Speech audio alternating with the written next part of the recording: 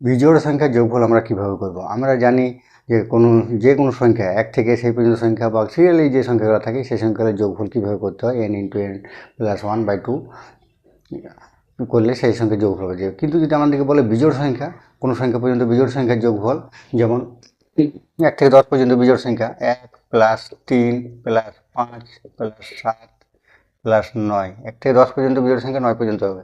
তাহলে এগুলোর যোগফল কত হবে? 9 আর 7 16 আর 5 21 24 আর 25 25 হচ্ছে। কিন্তু আমাদেরকে যদি বলে দেয় 1 থেকে 100 পর্যন্ত বিজোড় সংখ্যার যোগফল, 1 থেকে 100 পর্যন্ত যদি বিজোড় সংখ্যার যোগফল বলে, তাহলে কী করবো? তাহলে 1 থেকে 100 পর্যন্ত বিজোড় সংখ্যা যোগফল করতে হলে লাস্টে যে সংখ্যাটা বলবে সেই সংখ্যাটা যদি জোড় থাকে তাহলে সেই সংখ্যাটা দুবার লিখব, 100 × 100 বাই 4, 4 দিয়ে ডেকে দিই, 4 25 100, 25 পর 2টা শূন্য, অর্থাৎ 2500।